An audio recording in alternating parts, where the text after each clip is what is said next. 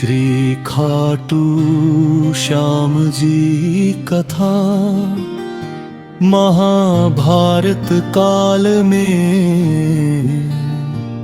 लगभग 5,500 वर्ष पहले एक महान अवतरण हुआ जिसे हम भीम पौत्र बर्बरीक के नाम से जानते हैं।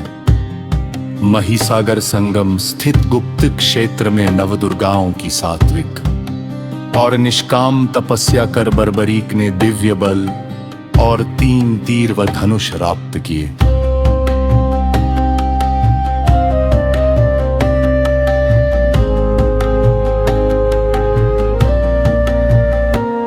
कुछ वर्ष उपरांत कुरुक्षेत्र में उपलब्ध नामक स्थान पर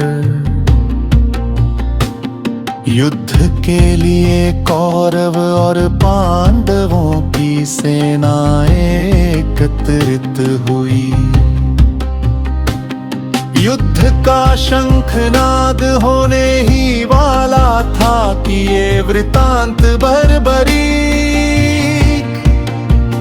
को जात हुआ और उन्होंने माता का आशीर्वाद ले युद्ध भूमि की तरफ प्रस्थान किया।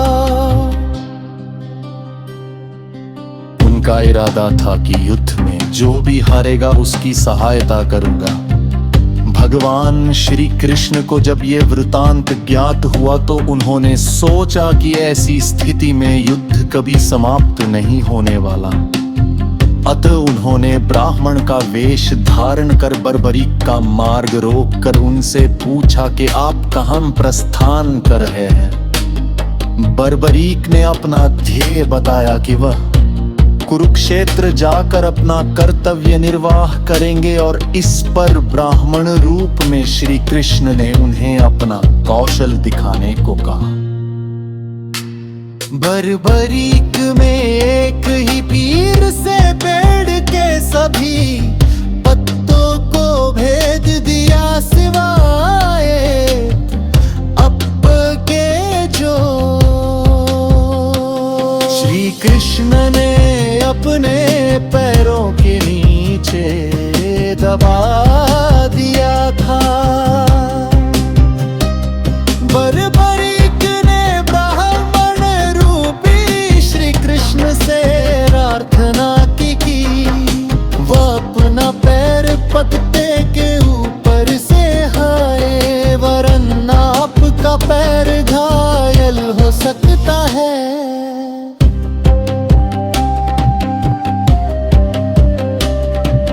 श्री कृष्ण ने अपना पैर हथेलिया व बर्बरीक से एक वरदान मांगा।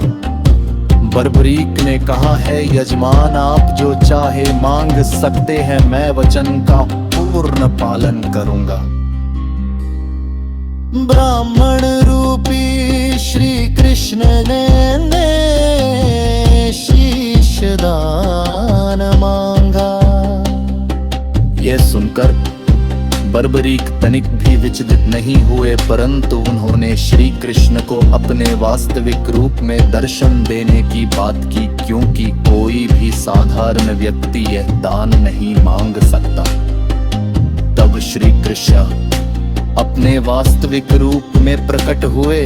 उन्होंने महाबली त्यागी तपस्वी वीर बर्बरीक का मस्तक रणचंडिका को भेंट करने के लिए मांगा और साथ ही वरदान दिया कि कलयुग में तुम मेरे नाम से जाने जाओगे।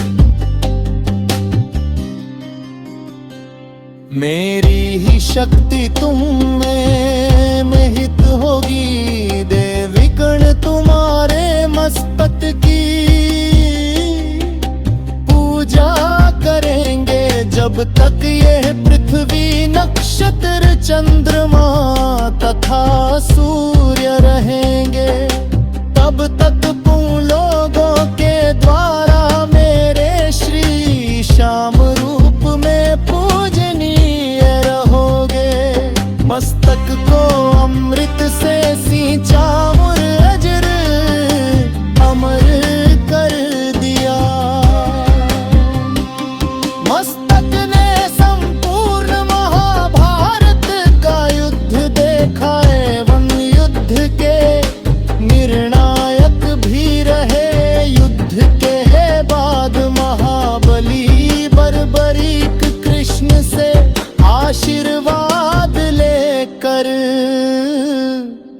अंतर्धान हो गए।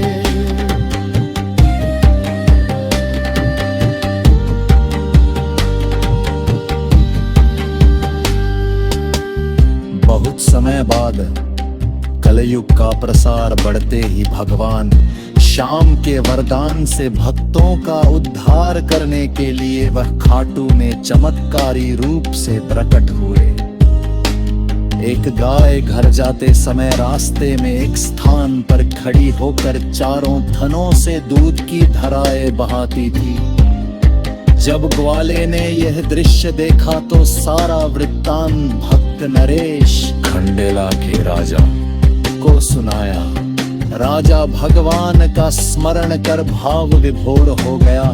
स्वप्न में भगवान श्री श्याम देव ने प्रकट होकर कहा, मैं श्याम देव हिच स्थार पर दाई के थन से दूध निकलता है। वाह, मेरा शालिग्राम शिलारूप विग्रह है, खुदाई करके विधि विधान से प्रतिष्ठित करवा दो।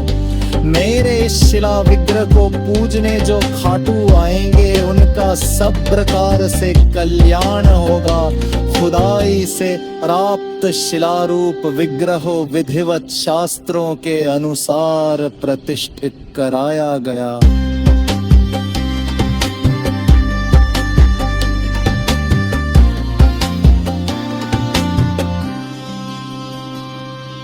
चौहान राजपूतों में नरबदार कंवर हुई है,